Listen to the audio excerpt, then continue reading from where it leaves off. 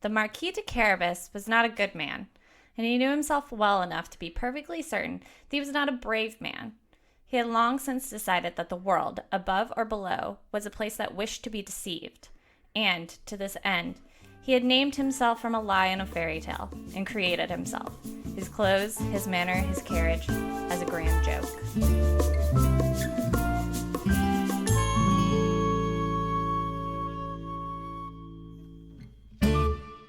That was a quote from the book that we're going to be discussing today, Neverwhere by Neil Gaiman. Hi, everybody. Hey, good morning. Good morning. Or afternoon. I would say, or maybe not morning, depending when you're listening. Depending. Good day. Yes. Good day. Good morrow to you. Good day to you. Sir, madam. Yes. I'm Raven Welch, and I'm a co-host here at Book&Bitch, if I haven't said what the name of our podcast was.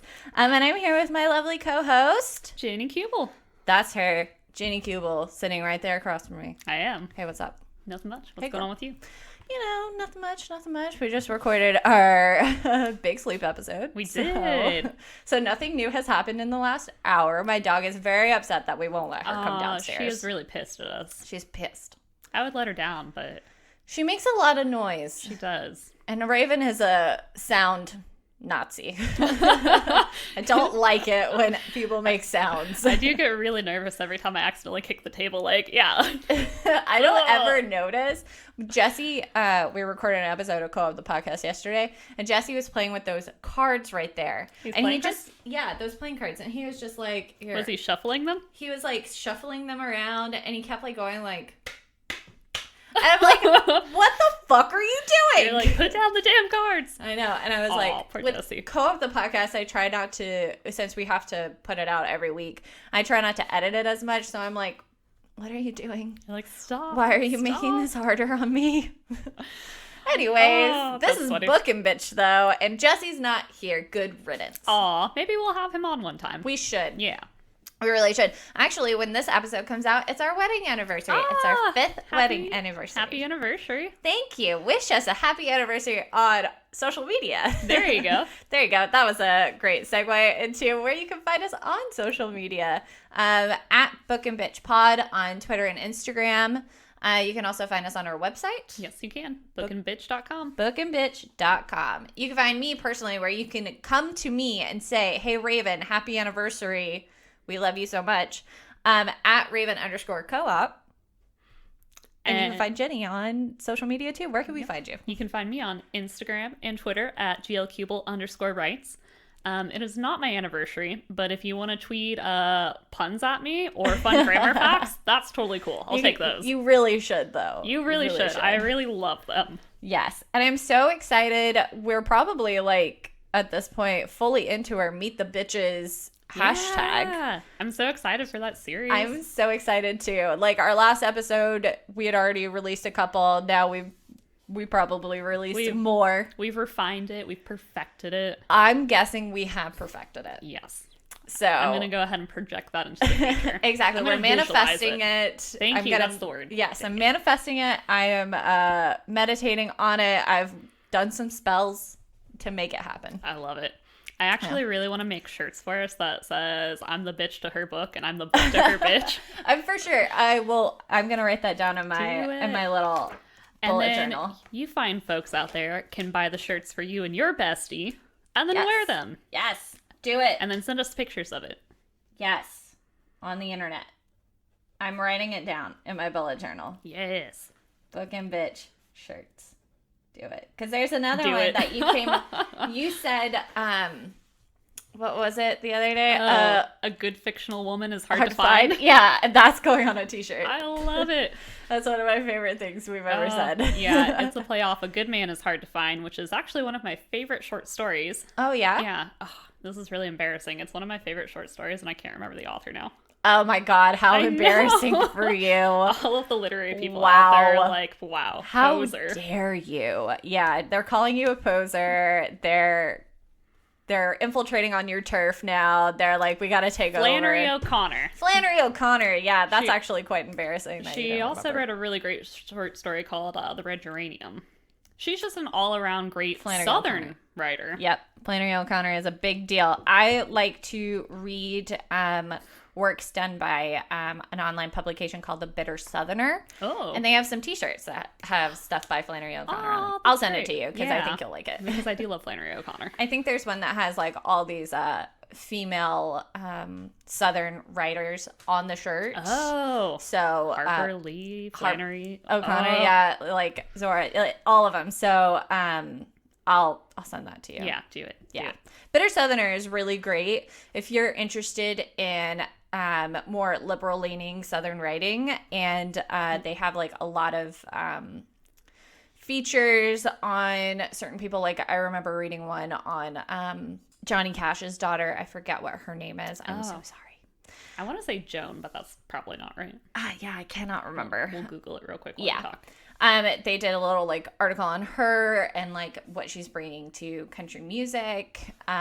They've done a couple of short stories on, or little like folktale stories and things like that. They do a lot of stuff on like race relations in the South, which is obviously very prevalent.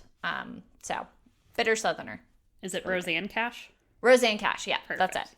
He apparently has 3 other daughters besides that, but she's the one that seems to get mentioned the most. Oh yeah, because she's like a prolific like country artist, so that makes sense. Yeah, so she's actually pretty great. I've listened to a bunch of her stuff since I read that article because I did not know that he had a daughter that sang country music. So, and she's really good. So today's episode is going to talk about Neil Gaiman's Neverwhere, and this book is one of my favorite Neil Gaiman stories. I love it a lot, and we'll get into why I love it so much. I love it.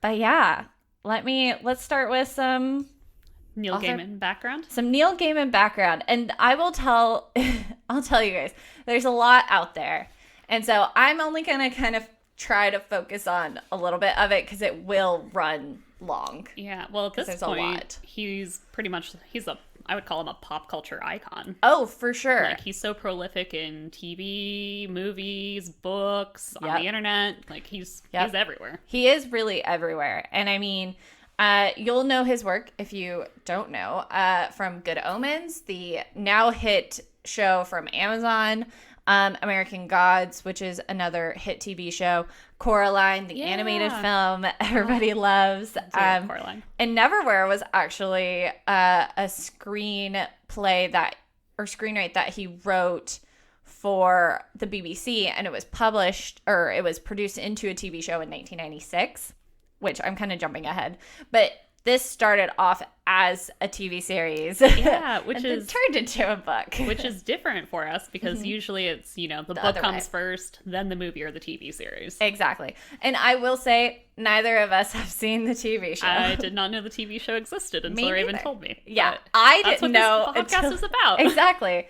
I think I was maybe talking to my coworker who introduced this book to me in the first place, and she was like, "Oh yeah, you didn't know that it was a TV show first?" I'm like, absolutely not. You're like, it doesn't work that way. I was 4. We didn't have the BBC in Southern America. Where are we getting that from? They're like the Brits. We don't like them. Didn't we get rid of them in 1776?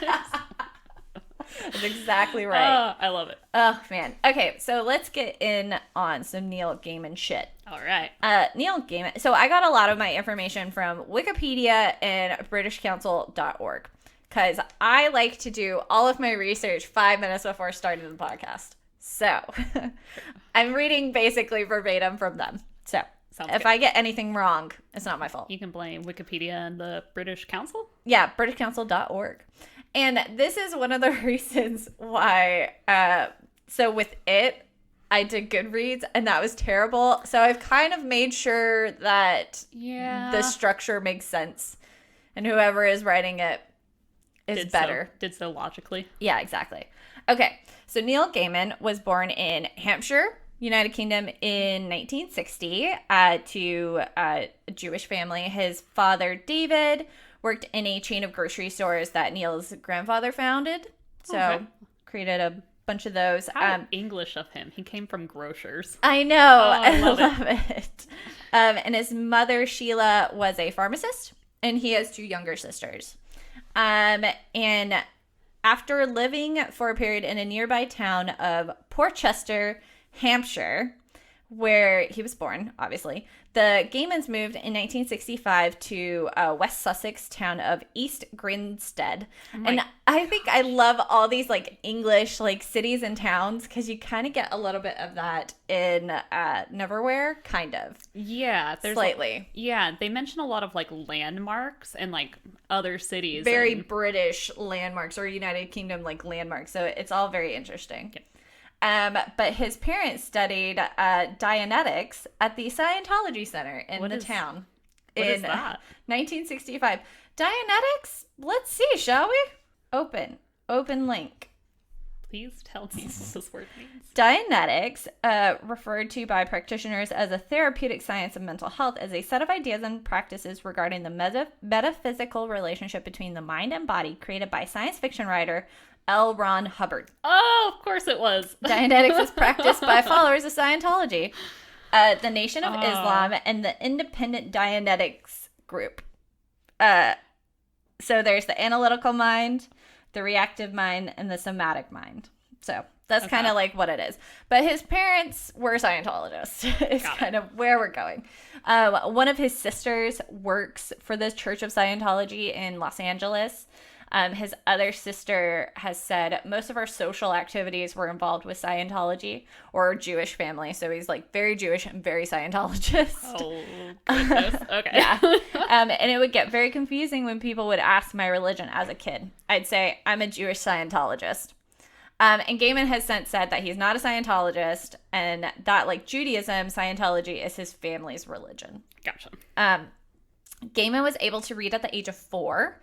And he said, I was a reader. I loved reading. Aww. Reading things gave me pleasure. I was very good at most subjects in school, not because I had any particular aptitude in them, but because normally on the first day of school, they'd hand out school books and I'd read them, which would mean that I know what was coming up because I'd read it.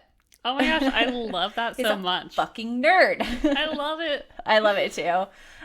When he was about 10, we're kind of going to go through like a lot of the books that influenced him, and they're very obvious, I think.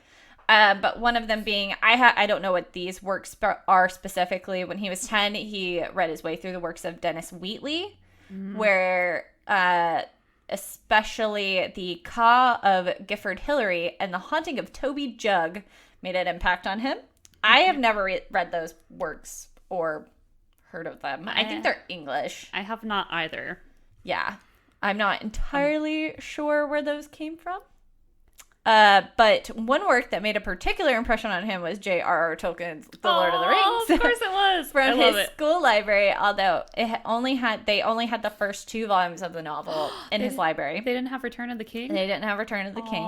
Poor baby Neil. I know. He consistently took them out and read them. He would later win the school English prize and the school reading prize, enabling him to finally acquire the 3rd volume. I think you could maybe pick out a book that they didn't have. I know. Isn't that precious? I'm about to like cry. I'm like, it's so sweet. I love it. Very cute. How English. You won the English prize. And now I pick out the school reading prize. And the only thing I want is Tolkien. It's the last of the Lord of the Rings trilogy. Oh my gosh. Very cute. I love it. Okay, sorry. Continue.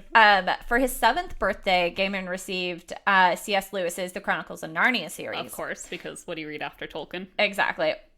Actually, I don't know when he read Jared. I don't know when he read Lord of the Rings. But fine. For his 7th birthday, he read the Chronicles of Narnia series. He later recalled that he admired his use of parenthetical statements to the reader, where he would just talk to you. He'd think, oh my gosh, this is so cool. I want to do that when I become an author. I don't know why I gave him like this really like dude bro accent. 7-year-old dude bro. Yeah, my 7-year-old dude bro accent. When I become an author, I want to be able to do things in parentheses.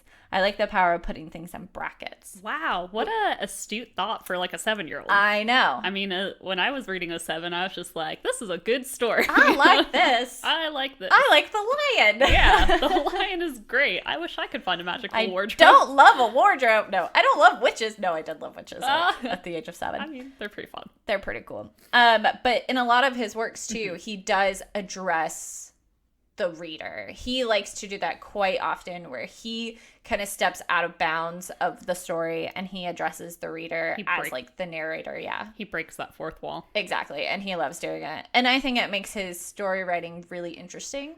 So, Lewis Carroll's Alice's Adventures in Wonderland was another childhood favorite and a favorite forever. Alice was default reading to the point where I knew it by heart, he said. Aww. And when talking about Neverwhere, I'll kind of like just go ahead and go into it. He said in an interview somewhere, I don't have it written down, so I'm kind of just like paraphrasing it, but basically how he wanted adults to feel like they do when they're reading Alice in Wonderland and all these other stories where you're transported into this fictional world and you're so engulfed by it. And it makes you feel kind of how you did, like, it makes you feel as an adult how you did when you were a child and you're reading those books. Yeah. So it's very, very interesting that he was just so inspired by those particular stories. In the early 1980s, Gaiman pursued journalism. Everyone. So Every single one. That's the career path if you want to be a writer. Exactly. Journalist, poetry, write a novel. Exactly. He pursued journalism, conducting interviews, writing book reviews as a means to learn about the world and to make connections that he hoped would later assist him in getting published. Oh, very strategic. Very strategic. He wrote and reviewed extensively for the British Fantasy Society, which I want to work for the British Fantasy Society. I did not know that existed, but I love it. I love it. His first professional short story publication was Feather Quest, a fantasy story in Imagine magazine in May of 1984. Okay. May 84. May of 84. And his most groundbreaking series was Sandman, which came out in 1989 and 1996. And it's a comic, I think it's like a graphic novel series. I haven't actually read Sandman. But it established him as one of the creators of modern comics, as well as an author whose work crosses genres and reaches audiences of all ages. He is listed in the Dictionary of Literary Biography as one of the top 10 living postmodern writers, and is a prolific. Yeah, I know. I was like, that was a lot of words. Tongue twister. Yes, and is a prolific creator of works of prose, poetry, film, journalism, comics, song lyrics, and drama. Nice. Gaiman is active as a television and screenwriter. He wrote the screenplay for the original BBC TV series of Neverwhere in 1996. Nice. The feature film Mirror Mask in 2005, which I have never heard. I don't know what that is, but okay. I don't know either. The script to Robert Zemeckis' Beowulf. Oh, Beowulf. Beowulf. Again, how very English of him. I love it. They love a Beowulf over there. They do. He has written and directed 2 films, one of them being a short film about John Bolton, which came out in 2002, and Statuesque, which came out in 2009. An animated feature film based on his book Coraline, directed by Henry Selick and released in early 2009, secured a BAFTA for Best Animated Film and was nominated for an Oscar in the same category. His 2011 episode of Doctor Who, The Doctor's Wife, caused the London Times to describe him as a hero. It is actually one of my absolute favorite episodes of Doctor Who. He is also an established writer for children. His work for young readers, The Graveyard Book, was published in 2008 and won the UK's Book Trust Prize for Teenage Fiction and the Newbery Medal, the highest honor given in US children's literature, as well as the Locus Young Adult Award and the Hugo Best Novel Prize. The awarding of the 2010 UK CILIP Carnegie Medal makes Gaiman the first author ever to win both the Newbery Medal and the Carnegie Medal with the same book. Aww. I love that. Ugh. So much stuff because there's so much on him. I would say you have too many awards, Neil. So many. Gaiman's 2013 novel, The Ocean at the End of the Lane, was voted Book of the Year in the British National Book Awards and has a New York Times bestseller. A film adaptation of the novel is planned. As well as there are plans for Sandman to be created into a TV series. American Gods is still coming out now. Things of that nature. But Neil Gaiman is married to the musician Amanda Palmer, and they have a son, Anthony, together. I think he was also married before in the 80s to a woman who was a Scientologist, and I think they also have a child. Ah, gotcha. Yeah, but she's a Scientologist, so they're like, we don't care as much. Yeah. Interesting. So I interesting. never would have guessed about Scientology. Yeah, me neither. I don't think it plays a heavy influence. Well, I guess this is the first Neil Gaiman book I've ever read. Yeah, I would say probably in his other ones, like, let's look up some Neil Gaiman stuff. So yeah, he's big into like comic books and things like that. I'll say he works a lot with Terry Pratchett, which I think does Terry Pratchett have ties to Scientology? I'm looking it up right now. Let's see. Maybe not. I don't think he does. Okay.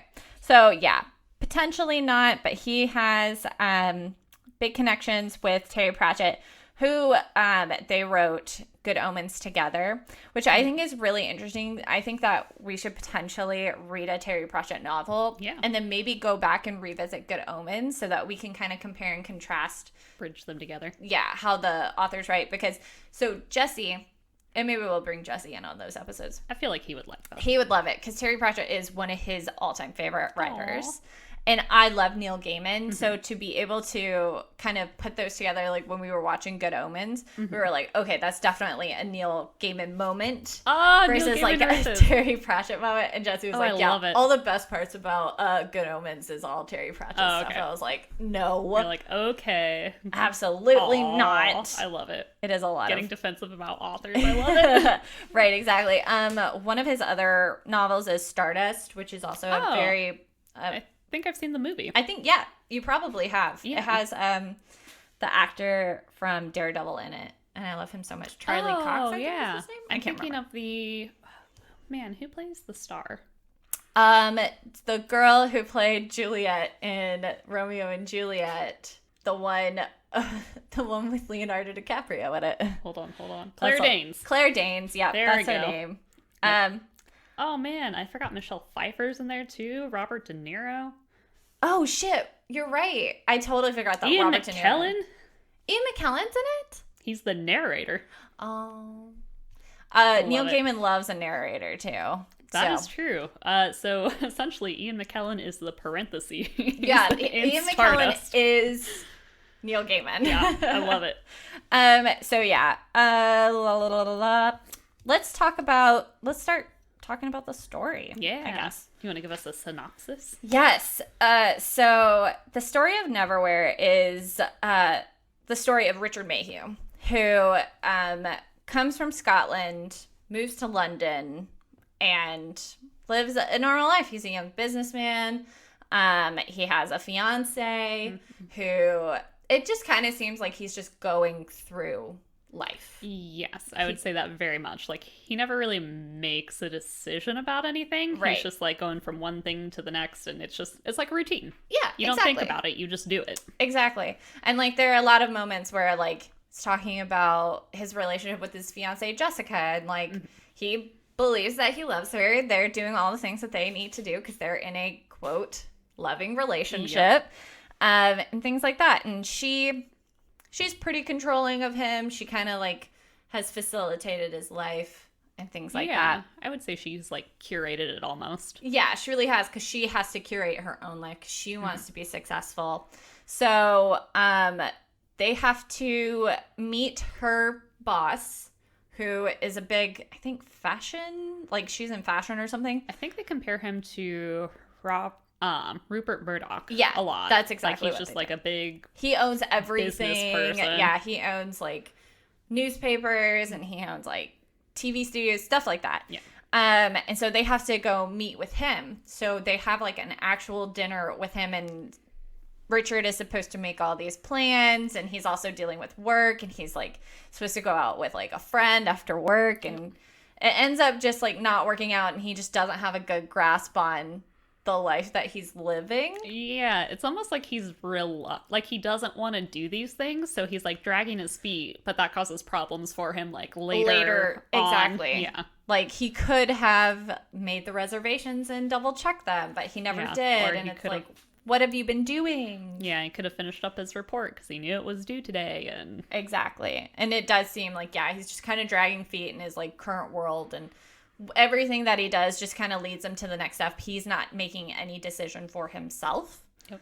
And so they go to this dinner, and at the same time, kind of congruently, you meet this character named Dor, who is running for her life basically against these two. Oh my gosh, they're literally the best characters. I know they are. Okay, I'm glad you felt the same, because I was like, I know they're supposed to be the villains in the story, but I really love them. Amazing villains. And we'll talk about how Neil Gaiman talks about them. Oh, really? Yeah, as them and the thing. But I'll contain my joy. I know, I love them. So Mr. Croup and Mr. Van der Maar, and basically they're trying to kill her. Yeah. And Dor has this ability to where she can open any door. I love it. It's so literal. It is very literal. So she can do that. She can create doors out of anything. And it kind of takes it out of her where she becomes weaker whenever she does it. But at one point, she opens up a door, ends up on the street. Jessica and Richard are walking by, and Jessica's like, you have to leave her. We'll just call the police, and we have to go to this dinner. It's so important. It's the most important thing. And he's like, but she's bleeding, and she looks like she could be dying. Like, we should stay here with her. We gotta do something. Exactly. And he eventually ends up making really the first decision for himself in the entire book. That is a really good point. Yeah, I know. And it's to help Dor. And he takes her back to his apartment. Jessica's like, well, fuck you. Yeah. And she, when he gets back to his apartment, like when he wakes up the next morning, he has a message on his machine that's like, we're done. I'm keeping the ring. Fuck off. I really love that part where she very specifically said, I'm keeping your ring and not giving it back. And it's like, well, damn. Okay. Yeah. I mean, and she's the one that picked it out anyways. It's like, they talk about it in the beginning where it's like, oh, I think it's time we pick out an engagement ring. And he's like, oh, okay, sure. Okay, here's one question I have. What do you do with an engagement ring that you keep when you break off the engagement? I'd sell it. You can't. Okay, I'm like, you can't really wear it still, right? No, like, that's weird. That is a weird thing to do. I would sell it. And so what else do you do with it? You keep it and you make another person use give it to you. Yeah. Oh, that's even weird. It's terrible. It's like, here's the engagement ring from my first failed engagement. Yeah, that's. Please propose to me with this one. That's terrible. Yeah. Okay. Sorry. I digress. No, it's fine. I'm like, what? Why is that really important to you? You have to sell it, right? There's nothing else you can do with it. I don't know. I think we'll never know what the hell Jessica is literally thinking. Maybe she just switch fingers or something and was like, now I just have a nice I think this ring. is just pretty and I'm just going to wear it now. Yep. So they're at the apartment. Basically, Dor gets a word out they use a lot of like birds and nature in this particular book to like talk to other people, kind of like in a magical kind of way, send notes. One of them are rats. Rats are very important in this book because it's London above and London below. And then they use like pigeons. I think she uses pigeons. But so she has to find the Marquis de Carabas because her father said that if she's ever in a pickle, to find the Marquis de Carabas. In a pickle, find the Marquis. Yes, exactly. And so they end up finding him. They have to find the floating market so that she can get a bodyguard because Mr. Croup and Mr. Van der Maar are actively trying to kill her and killed her family, her entire family. Yes. And they're hired assassins. They're inhuman assassins. Yeah. And that's what they're good at. They said that they've brought down like Earls and kings they love their job so much. They do. Another thing that ends up happening is, I think, so at one point, he gets Dor to the Marquis, and Dor is like, thank you so much for your help. I really appreciate everything. Like, they have this beautiful moment where they're like, thank you so much. I love you. They don't say I love you, but whatever. I appreciate you. I appreciate everything you've done for me, and I'm so sorry. And Richard is like, what? Yeah. No, it's not a big deal. And then he goes back to London above, because they've been down in London below. I guess I should explain what London below is. So London below there is kind of things that have fallen through the cracks end up in London below, which is kind of like this alternate world of London above, where, like I said, people that have fallen through the cracks, things that have fallen through the cracks just kind of end up. And so he has been touched by London below. And because of that, kind of dirty. I know, he was London below. He was touched by London below. Yeah, he needs to show somebody on the doll where he's been touched in London below. Poor little Richard. I know, poor buddy. And so when he goes back to London above, people just actively ignore him. And that's kind of the magic of London below, is that people from London below cannot be seen or really acknowledged by people of London above. Yeah. Unless you go up and you specifically like shout in their face, they're not going to notice. I was about to say, they notice you if you very directly like contact them, but even then it takes like a couple of tries. And when they like turn their head, they forget. Yeah, exactly. They're like, oh, hello. And then they're on to the next thing. Right, exactly. And so basically when he comes back up, his apartment they're trying to release it because nobody lives there now. He goes back to his job and it's all gone. He goes to Jessica to go see if he knows what's going on, or she knows what's going on, and she doesn't remember who he is. She's like, I'm so sorry, I forget what your name is, and they just broke up. Yeah, exactly, like 24 hours ago. Exactly, and he like Mr. Croup and Mr. Vandemar like end up calling him and say that they're going to kill him. They're going to make him eat his liver. I know. I love that part. And they bring it up a couple more times. They do. I love it. That's their threat of choice. Their threat of choice is him tasting his liver. And he'll call the police. And the police, while he's on the phone with them, he dials the button. Somebody answers, but they cannot hear. Like, they just keep saying, hello, is someone there? Do you need help? And he's like, yes, they're trying to kill me. And they're like, hello? Yeah. And so he has to end up getting back to London below and finding Dor, where he meets some rat speaker, Anastasia, who is very sweet. We love her. Yeah. And he ends up meeting Hunter, who is the eventual bodyguard who is meant to protect Dor. And what they basically have to do is they have to find...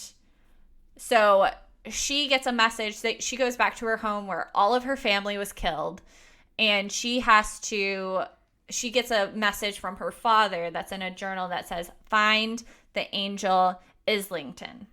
And so their whole job is to find Islington. They end up like finding all these connections. You get taken to this massive world of London below, which is full of earls and different courts. Yeah. It's amazing. There are all these different ways to get places. There's a floating market, which is never in the same place at the same time every day. Like, it's all this beautiful, fantastical world. You eventually meet, like, the Black Friars, and they have to go through this whole, like, trial where they have to prove themselves to get this key. There's twists and turns and backstabs. There's a beast in a labyrinth. There's a beast in a goddamn labyrinth. Yep, very Greek of him. Yes, it's so good. So I guess, like, that's kind of good enough. Like, I don't want to ruin anything. Yeah. I want people to read it. It's a quick, fun read that I think people should read. Yeah.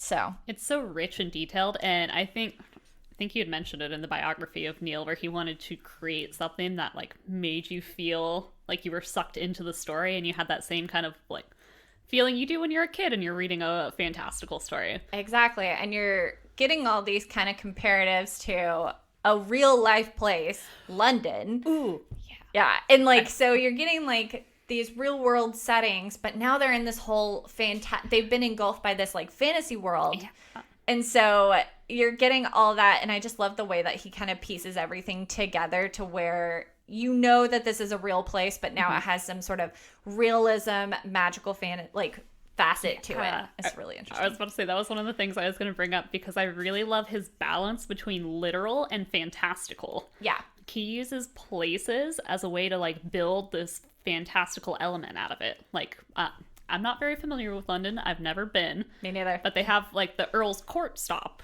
or I forget the name. Yeah, like it's like they're in the train station, and like they have the stop. They get onto the train, onto the car. Yeah, and even before that too, one part of that scene that's really interesting to me is they're like, mind the gap.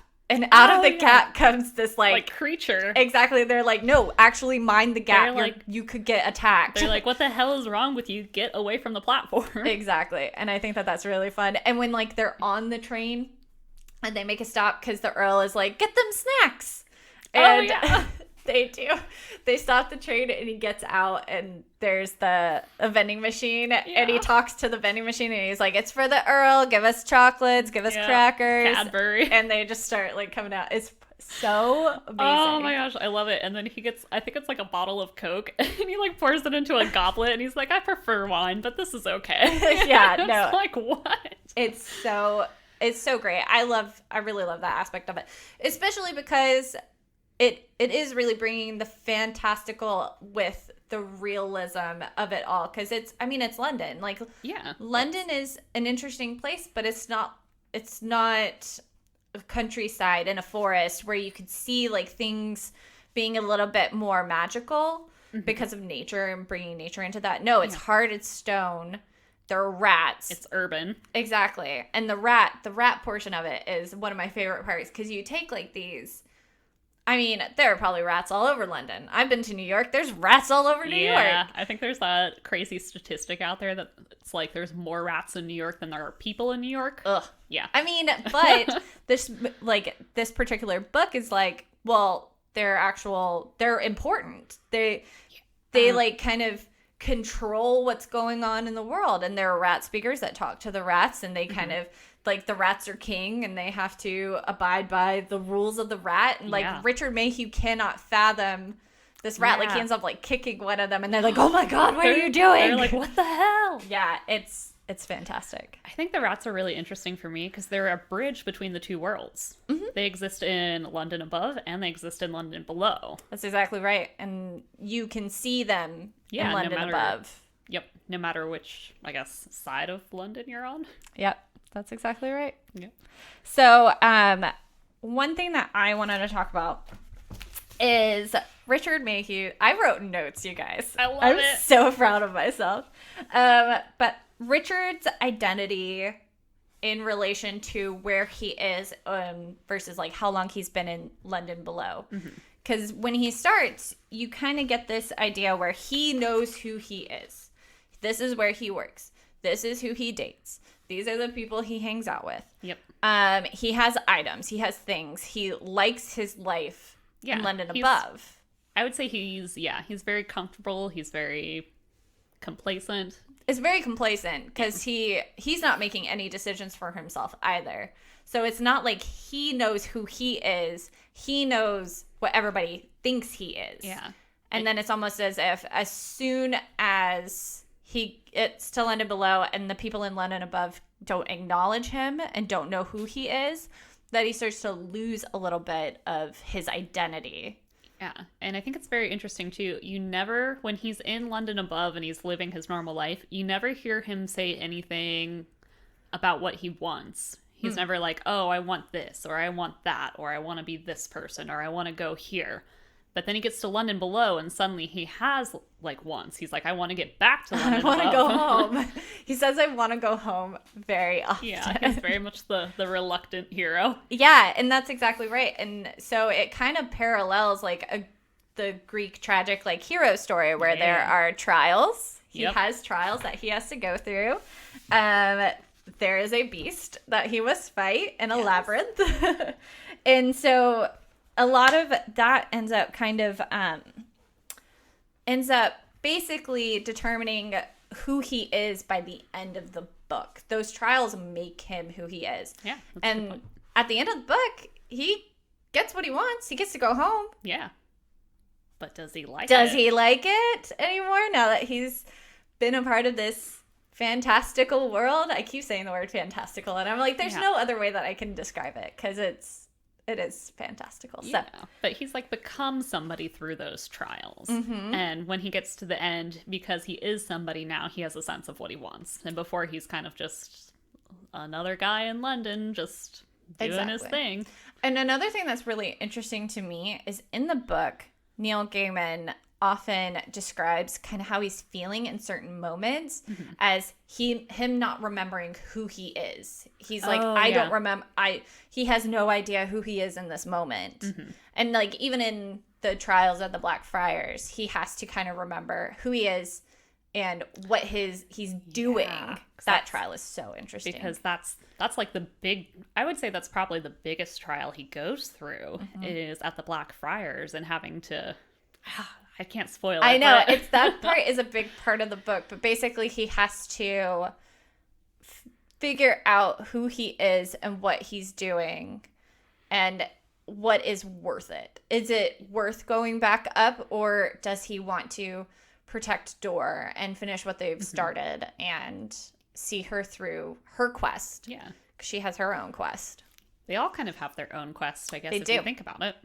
The Marquis's quest is to protect Dor. Yep, because he wants to pay back his debt that he owes her father. And that's a big thing for the Marquis is favors are very important to him, and always being on the other side of a favor. The receiving end of favors versus owing favors. I was just going to say, he likes to collect debts and hold on to them. He does not like to owe any debts. Exactly. I love the Marquis is one of my favorite characters, and he's one of the characters that really grew on me. At first I was like, this guy is shady as fuck. Yeah, he is shady. Yeah, and I was like, I don't trust him. He's probably the traitor. He's probably leading them astray. Yeah. And then as you like progress further and further into the book, I'm like, oh, he no, actually step by step he's doing things, because you're like, why is he helping Dor? Like, he seems like this character that, like, I guess he's all self-preservation, but he ends up sticking it out there for Dor constantly. And he, like, proves that throughout the book. So you're like, is he the traitor? There is somebody that is a traitor in the book that... We won't tell who. I won't tell who, yeah. But you are kind of made to think that it is the Marquis. Yeah. And I think for me, it got set up that way because he was so exacting at the beginning of her. He's like, you owe me a huge favor now for helping you. And it wasn't necessarily like, well, I owe your father. I'm going to honor my debt. Let's go do this and get it over with. Yep. It was very much you owe me something now. I'm doing this because I want that from you. Yep. That's exactly right. So that was his quest. Dor's quest is to figure out what happened to her family and why they were murdered. Yes. Aw. Yeah. Sweet baby Dor. Like, Dor is the one that everybody's trying to protect. Everybody loves Dor. Her family they can all open doors. Yeah. That's like their thing. And so she was taught by her father. I love the character Dor, and I'm definitely going to end up talking about the female characters in this book because I think they're amazing. I also really love her name. I don't know why. It's just so, like, literal. I forget. I love it. I don't think that they say what the rest of her family's name is. And if they all talk about... I want to say they mention the mother and the They definitely sister's name? mention the father's name. Portico. Yes. No, Portico is her last name, which is like another word for like door or something, right? Portico? Port. Yeah, port is door in French. So portico, that makes sense. It's probably it's like a door thing. So she's like it's a door. Yeah. And now that I look at it, her brother's name is Arch. What's between arch doorways? Yeah. That's so weird that his name is Arch, because she likes to, her exclamation in the book is Temple and Arch. Yeah. Is her sister's name Temple? Oh, shoot. There was one like flashback scene she had where the mother and the younger sister were watering plants together. Mm-hmm. And I think she said the names in there, but now I can't. And I can't remember what the father's name is, but I knew that he for sure. He was definitely Portico. Yeah, that's their last name, right? Oh, no. My searches are... Nope. That was a bad Google search. Yeah, I'm only seeing the one where her brother Arch. I'm not seeing any other names, but that's fine. So she finds this journal in her father's study that is him telling her, it's like one of those like video journals, telling her to go find the angel Islington. And so they have to, that's like her thing. And that takes them to London above, London below. They have to kind of go all over. Hunter, who is the bodyguard that they eventually find, is she wants to kill the Beast of London. That's her thing. I love Hunter's character. I think she is incredibly strong and self-sufficient. And I like the way that she's portrayed throughout the entire book, even twists and turns. I like Hunter's character is probably one of my favorites. And so Hunter though wants to kill the Beast of London. That's like her thing, is that she finds these fantastical beasts and she kills them. Yeah. She's like a big game hunter. Yeah, she's very true to her name as well. That's hunter. Her entire identity is she's a hunter. Mm-hmm. So I wonder so the Marquis de Carabas too, he created his name. That was the quote I gave you in the beginning. He is a completely fictional kind of character throughout the book. Yeah. And so a lot of what you're trying to figure out is if it is genuine what he's saying and what he's feeling, or is it all a part of this whole facade that he's put out? Is he authentic? Who's he actually working for, if not himself? Yeah. I think that there's a part at the end where he kind of is forced to shed that appearance, like shed that facade, and be authentic and genuine with how he's trying to protect Dor. Yes. At the very end. And it's after something major happens. Which we can't tell you. Which we cannot tell you. So go read the book. But that's also very interesting. So Richard, though, he doesn't really have a quest. He's just, I'm going to protect Dor. Yeah, I would say his whole quest is he just wants to go home. And Dor is a means to getting home almost. So Islington, too, says, I can help you get home if you do this thing for me. If you help Dor do her thing for me. Exactly. At the end, I'll do it. Yeah. So, his main quest is to get home, but he ends up becoming more throughout it, which is very that is like very much a Greek tragedy. Yes. Too. Like the Iliad and the Odyssey is all about trying to get home. I was going to say the back of my book compares it to the Odyssey and Alice in Wonderland. Aha! Always trying to get home. And that's kind of what you want out of it. But then how does it feel when you get what you want and you don't want it? That's a very classic like fairy tale sort of thing. Like King Midas. Yeah, exactly. You think you want this thing and you're so desperate for it, and then you get it and you're like, well, shit. Well, this sucks. I don't like it anymore. Yeah.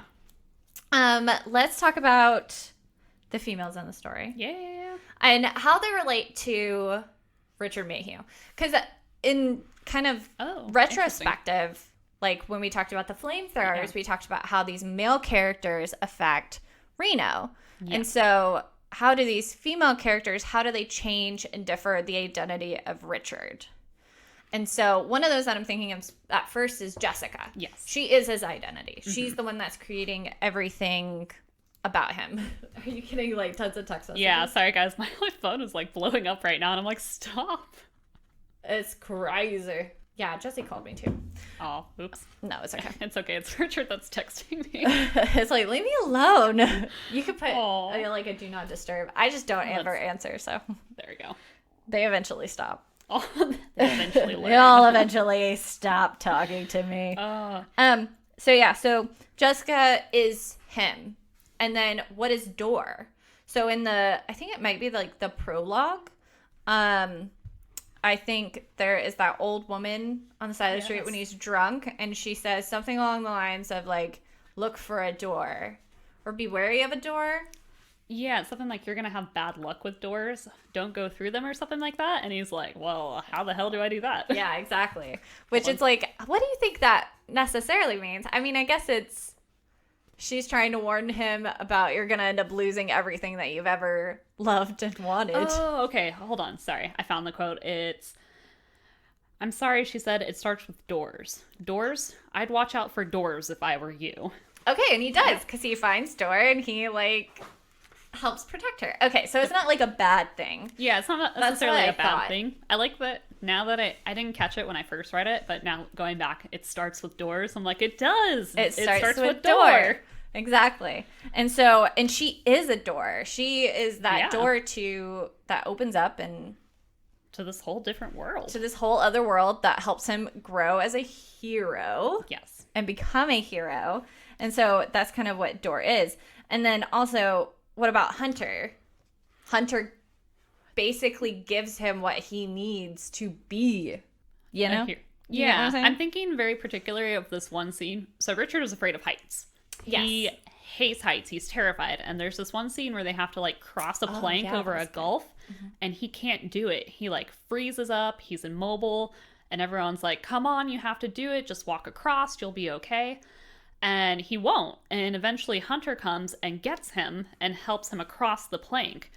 And then when she does, it's almost like a aha moment for him where he's like, oh, I can do this. I can Yeah. do this on my own, and I can also do it with the help of my friends. Exactly. Yeah. Good Hunter. I mean, I think Hunter's character is it's definitely one of my favorites because I think the way that a lot of strong women are often portrayed is like they're definitely independent and they view weakness, like kind of things like that, faults as a weakness. And she doesn't, because she's just like, I'm just trying to get to my quest. Yeah. And I'm going to help you because helping you gets me to my quest. Yeah. And if we're here on this bridge forever, I'm not going to get to that. So what's the point of being berating and mean to you? We just need you to grow. Yes, exactly. And I love how throughout the book, too, Hunter is also, like most everything else in the story, very, like, literal. Yeah. She just tells you very, like, plainly, matter-of-factly, like, this is how it is. Yeah. This is what we're going to do. There's no... Because, like, the Marquis and some of the other characters, especially Croup, are very verbose, and they talk around things, and they sometimes talk in riddles. Versus, like, Hunter and Vandemar. Yeah, they're just very much not. Oh, Vandemar, too. Vandemar is very much like, this is what it is, right? Yeah. Exactly. They're just very, like, very factual. It's, this is what happens. This is what I mean. This is what we're doing. Yep. That's exactly what it is for sure. Because, yeah, like, when they're in the floating market again and Dor is off with, I think it's Hammersmith. Yes. And they're getting curry. And they meet Lamier. Oh, the Velvet? Oh, Velvet. The Velvets are some of my favorites. I'll gush about it later. Okay, cool. Because Hunter's like, we don't need her. I don't trust her. And Richard doesn't know. So it's like, why is Richard making decisions for the betterment of the group when he has no idea what velvets are? That's on you, Hunter and Dor. Yeah, exactly. And then she says she's a guide. And so he brings her back to Dor. And this shows how naive and still learning Dor is. Dor's like, yeah, let's do it. Yeah. I mean, at first she's like apprehensive that we don't need one. And then the guide is like, oh, well, I can take you to Islington. She's like, okay. It's almost a very telling part for Dor, and like you said, how young she is, because sometimes you don't understand that throughout the book. Yeah. But she is kind of the de facto leader of their group because she's the center of this journey. Yeah. But she doesn't make a decision in that moment. She just kind of, is like, okay, well, whatever you guys want to do. Yeah. It's not, no, we're not doing that, or yes, we are doing this. Yep, that's exactly right. And so I think everybody is just there as kind of like the pillars for Dor. Like they're there, they keep her strong because on her own, which is kind of what you get at the beginning, when she is alone, she is weak, she's attacked, she would not have made it without everybody else kind of helping her along. And it just kind of she gets closer and closer to where she needs to be to get closure on her family's story with every person that she picks up. Ooh, closure. Close the door. Close the door! Ah! Hold the door! Just kidding. I know, I thought the same thing, and I was like, Just nope, thinking, wrong book. Close the door. Wrong book. Yeah, exactly. So, what else? Oh, and here's another part of, like, the whole Richard's identity. Because all these female characters, all these male characters too, because like the Marquis de Carabas like really helps Richard grow, and he's also kind of Richard's guide to everything. He's reluctant at first, but what he ends up doing is guiding Richard to and from into the London below. Like, he's the one that kind of acts as kind of his guide. He's like the ferryman in Greek mythology. He almost. really is. He's like And taking him across. Neil Gaiman fucking loves Norse mythology, so That is true. it's true. Norse mythology is one of my favorite books. I think it's hilarious and amazing, and everybody should read it. By Neil Gaiman. He just loves the mythos. Okay. He loves it. I love. So that's kind of what the Marquis does. And when he is missing for a great chunk of the book, that's kind of when they end up getting lost, I'll say. Like, lost, they kind of lose themselves a little bit. That's when they meet, like, Islington, and that's when they find the velvet. They kind of take these wrong turns, whereas before that, it was all very much, like, structured. Like, the Marquis was like, okay, we have to go to the court. We have to do this, we have to do that, we have to find you a bodyguard and stuff like that. So he's definitely the structure to the group. And when he goes missing, they kind of just fall apart a little bit. He's the planner. Yep. I love a planner. That's probably why I like the Marquis de Carabas so much. Oh, yeah. He is good. I didn't really like him in the beginning, but he grew on me over time. You have to also read how he gets his coat back. Yeah, I didn't know that was like a Easter egg bonus type thing. Yeah, it's in the Audible version that I listened to, which we will talk about soon. Damn, this copy of, hold on, let me find old ass copy of Neverwhere that doesn't have Neil Gaiman's voice. Let me find the publisher mark. Harper Perennial, your 2003 edition did not have that. Although it does have a very nice picture of Neil Gaiman on the back, and he kind of looks a little bit like Josh Groban. He does a little. And I had the biggest crush on Josh Groban for many, many a year. Aww. I'm gonna go ahead and say I still have a crush on him. He's very adorable. What were we talking about? I can gush about velvets if you want to talk about velvets. Yeah, talk about velvets. I think, so this is a question I was gonna ask you, was like, out of all of the, I don't want to call them races, but out of all of the groups in London Below, did you have a favorite? I really like the rats. I love the hierarchy of the rats.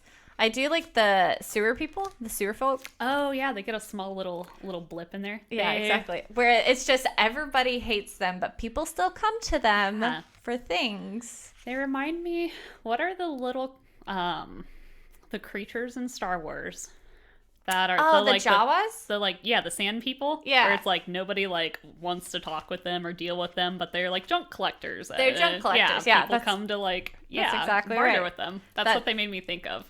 Yeah. They also don't really, I mean, I guess they kind of garble talk at you, but it's mostly like a lot of hand gestures. Yeah, and we don't ever get kind of our main characters dealing with them aside from the Marquis. And you get like Old Bailey, who's having to now good old Bailey, who did not sign up for this shit, and he has to deal with it. He's like, God damn it, God damn Marquis. So I'm a roof man. Yeah, I don't do this shit. I don't do this shit. That's exactly what he says, and I was like, yeah, poor guy. Yeah. So I liked them. I also like Serpentine. Oh yeah, that Serpentine scene. I wanted to see the other sisters. I wish there had been more about them.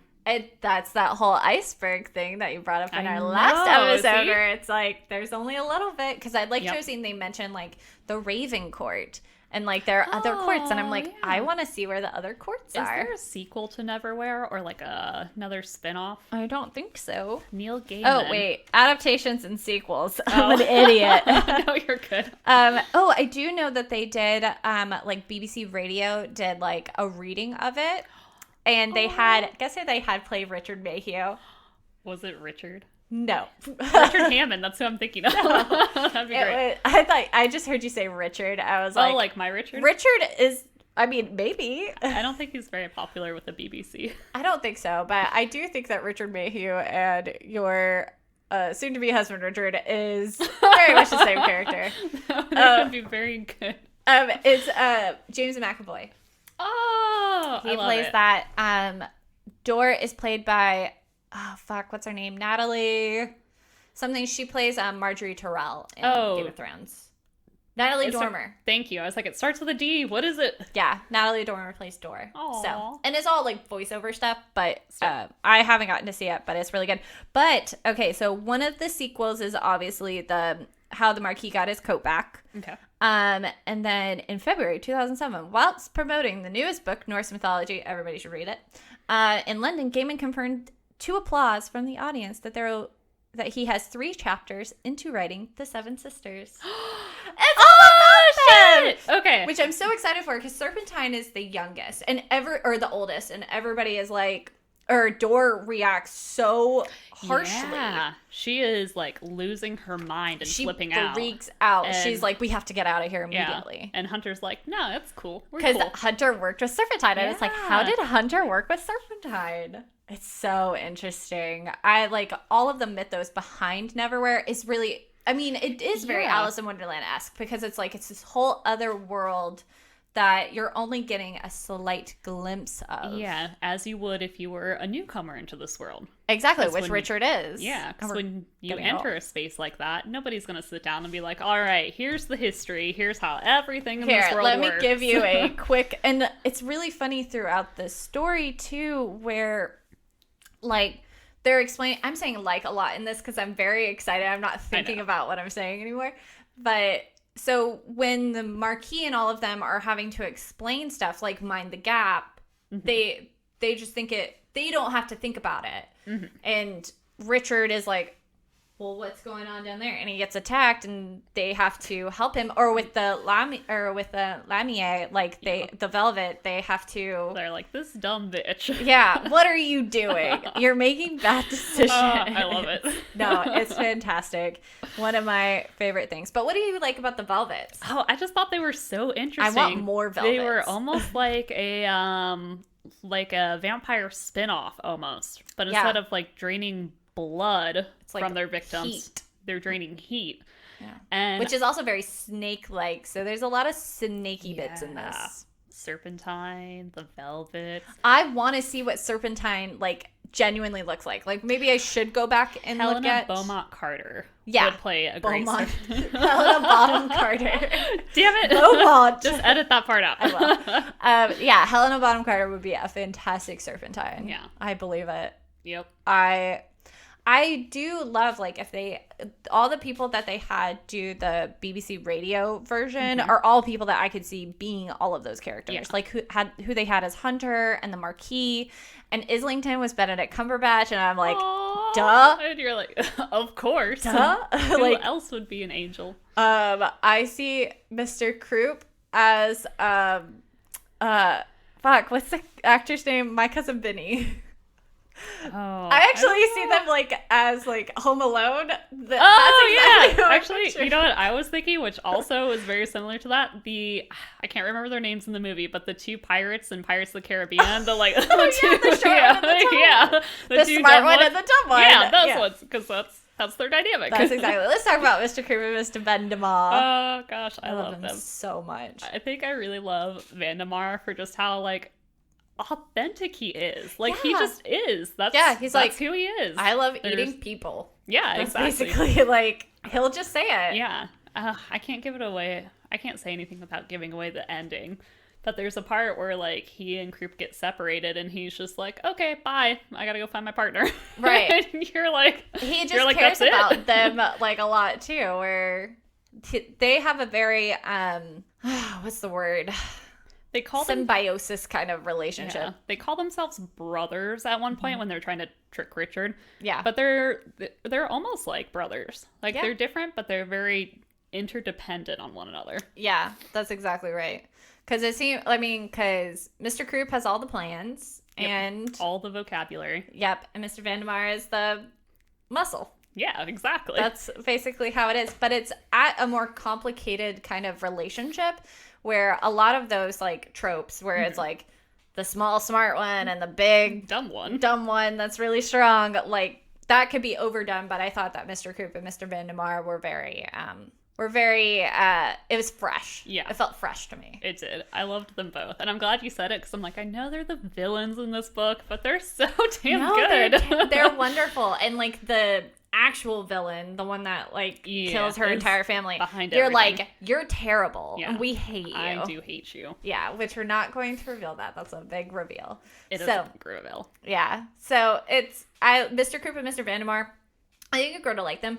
What it really reminds me of, and I just said that super duper fast, like I think the coffee has hit it. I said it and I'm like shaking a little bit.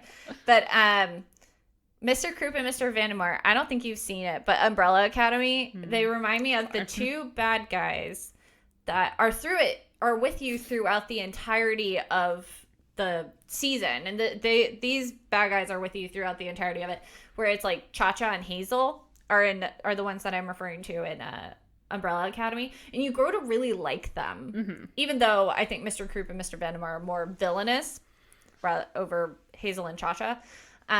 But you grow to actually like them because you get a lot more of like their characteristics and their quirks and things like that. Whereas with other villains, you don't get that very much. It's kind of like Endgame.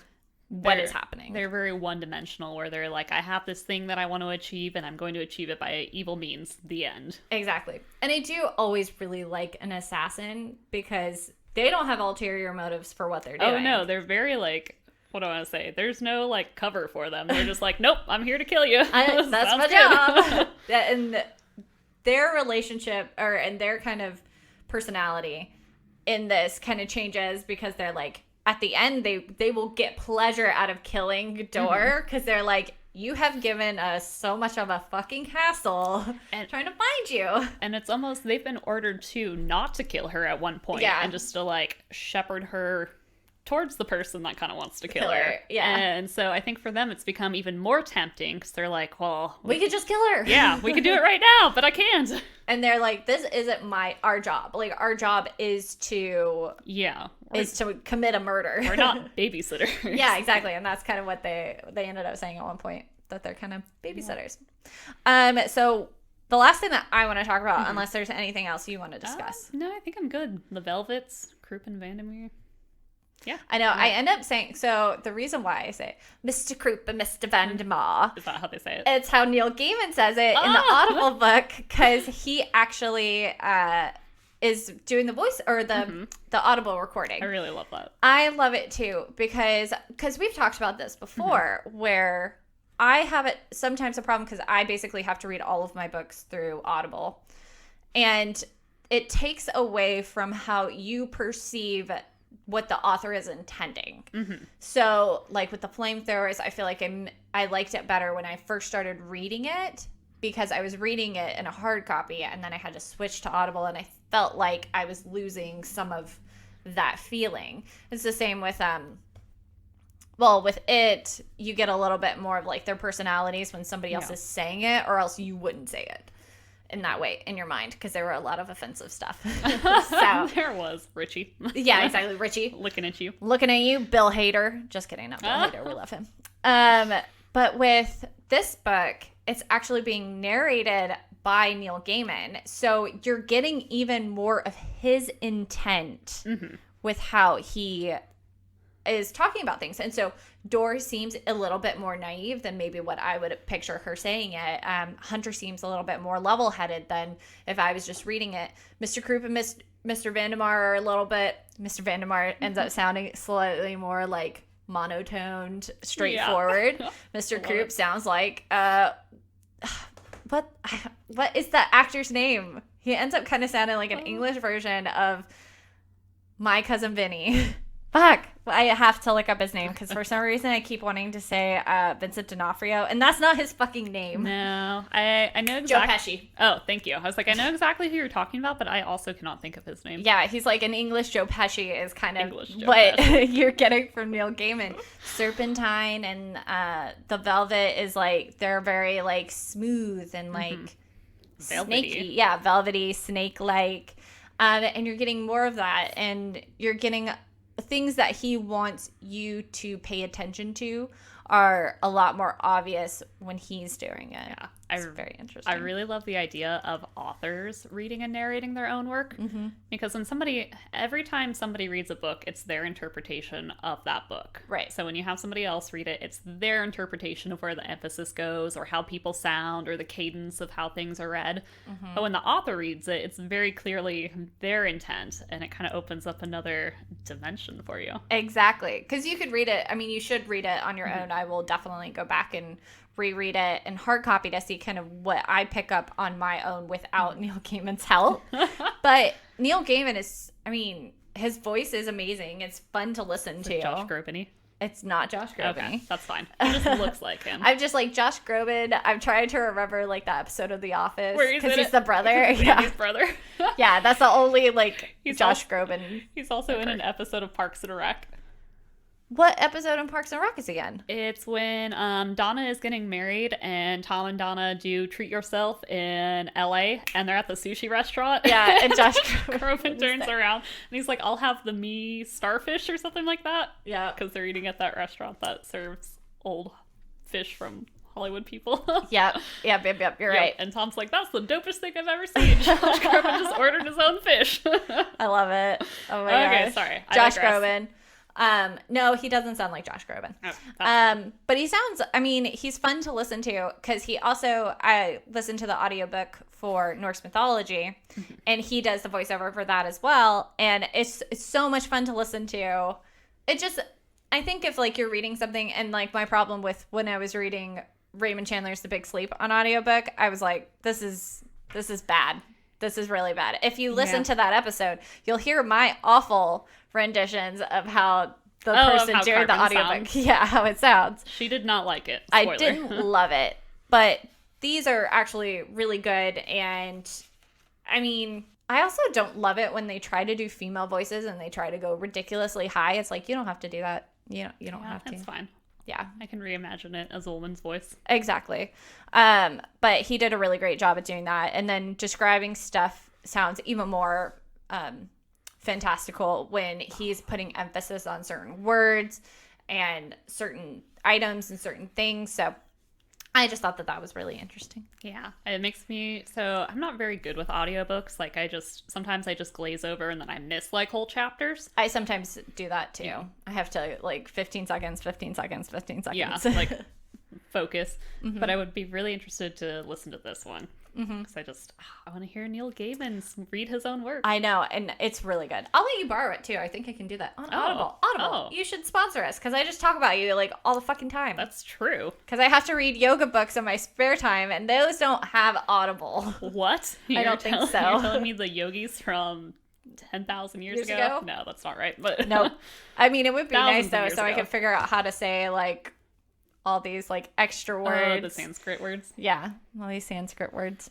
So yeah, that's all I wanted to talk about. Anything else? I don't think so. I think we covered. I really love how literal everything is. And it makes it more fantasy. Like it just, the reason why it's so literal is like, no, this is actually what it is. Well, it gives you that little bit of like doubt in your mind where you're like, well, maybe this could happen. I mean, these places are real places in London. I've never paid attention. Maybe there is something hiding in the gap, or maybe there is an Earl at Earl's Court or Blackfriars at Blackfriars. Yep. It's all about London below. Yep. I mean, I don't want to live there. Supposedly, like, a lot of people die in this book. And they do, and they don't. They glaze over it a lot, too, where they're like, oh, she's dead. They do. It kind of happens, and there isn't a lot of, like, mourning. Because everybody dies. Yeah. Like, they make it a character dies, and Richard Mayhew takes it very seriously, and it affects how he makes decisions throughout the rest of the book.